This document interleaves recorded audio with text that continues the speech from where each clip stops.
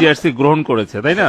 তো এখন আপনি আমি এটা বললাম যে ঘটনা আমি এটা দেখছি। এখন বলেন। এখন প্রশ্ন আছে স্যার, এই যে আমি 4টা কার্ড নিয়ে আসছি বিভিন্ন কোম্পানির, যেখানে লেখা আছে 2 দিন মেয়াদ, 19 টাকায় 2 দিন মেয়াদ। এটা হচ্ছে বাংলা লিঙ্ক। এখন আছে 19 টাকায় আপনার 24 ঘন্টা মেয়াদ রবি, আর এয়ারটেল আছে 19 টাকায় 31 দিন 3 দিন মেয়াদ, আর গ্রামীণে 2 দিন মেয়াদ। আমার প্রশ্ন হচ্ছে এই জিনিসগুলো কি স্যার পচা যায়? এটির মেয়াদ থাকবে কেন? আমার প্রশ্ন হচ্ছে মানুষের টাকা আপনি মনে করেন আমরা যদি 20 কোটি লোক হই, যদি 20 টাকা করে ভরি, আর একদিন সবাই কথা বললাম না, কত হাজার কোটি টাকা এই কোম্পানি নিয়ে যাচ্ছে, সিস্টেমের মাধ্যমে নিয়ে যাচ্ছে। এর আগে আমি বলেছিলাম, একটা নিউজে দেখাইছে 17 মিলিয়ন ভিউ হয়েছে। ওদিন থেকে উচিত ছিল এই সিস্টেমটাকে বাংলাদেশে বন্ধ করে দেওয়া। আমি বারবার বলেছি গরিব মানুষ ভিক্ষা করে, সে 20 টাকা ভরে, আপনি হয়তো জানেন না। আজকে বললাম সে তার মা মারা গেছে, বাপ মারা গেছে, সে কথা বলো না, তার মানে আমার টাকা চলে যাবে? হয় কেন? এই গ্রামীণ ফোন কোম্পানি বা অন্য কোনো কোম্পানি এরা কারা?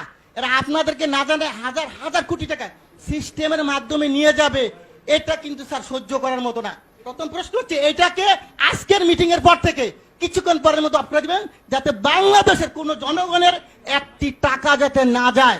এটা আমার দাবি। কত হাজার কোটি টাকা আপনি এই ব্যবসাটা আমাকে দেন, লাইসেন্সটা আমাকে দেন। আমার যে ব্যবসায়ী আছে 15 লক্ষ বাংলাদেশ, আমি কিন্তু লাইসেন্সদারি প্রতিষ্ঠান, আমরা এফবিসিসি এর মেম্বার। এই লাইসেন্সটা আমাকে দেন, আমি বাংলাদেশে ব্যবসা করি। এই টাকা আপনার সরকারি খাতে কত টাকা লাগে আমি দিব, এই কোম্পানিকে পাচার করার জন্য দিব না স্যার। এই জনগণের টাকা পাচার করে তারা নিয়ে যাবে, এটা আমি দিতে রাজি নাই। কিন্তু আমাকে মেরে ফেলেন, কোনো আপত্তি নেই। সো এই টাকা পাচার করার কোনো সিস্টেম নাই স্যার। আরেকটা জিনিস আপনাকে বলবো স্যার, আপনি যেটা আজকে পেয়েছে আমি ভাগ্যবান যে আপনি শুনবেন। আমরা যখন এই ব্যবসা শুরু করি 27 টাকা কমিশন ছিল, 27 টাকা। স্যার সরকারি কর্মকর্তা যিনি 2000 টাকা বেতন পেয়েছো, তার বেতন এখন 20,000 টাকা। কিন্তু এখন কত স্যার? আমাদের কিন্তু সেই 27 টাকাই রাখছেন। আমাদের কি কমিশন বাড়বে না স্যার? আমার প্রশ্ন হচ্ছে আপনারা অবশ্যই একটু কমিশনের ব্যাপার ব্যবস্থা করেন, যে যাদের একটু ব্যবসা করে তারা। আমরা সবাই শিক্ষিত ছেলে স্যার, এখানে প্রায় 15 লক্ষ ব্যবসা করি।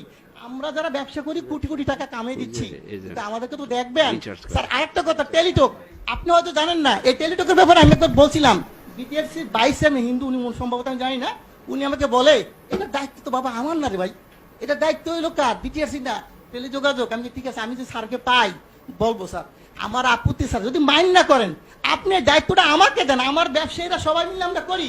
বাংলাদেশে টেলিটককে কেমনে উড়াইতে হবে আপনি আমাকে সাপোর্ট দেন। আমি বলবো কোন দোকানদার আমাদের দোকান থেকে টেলিটকের সিম কেনার পরও রিচার্জ পাবে, তা হবে। টেলিটক কেমনে করতে হয় স্যার? আপনি যদি কোনো ধরনের সিস্টেম থাকে আপনি বলেন যে বলে এমনি সহযোগিতা করে, আমি করতে বাধ্য আপনাকে। আপনি যেভাবে চান টেলিটক অবশ্যই উন্নয়ন হবে।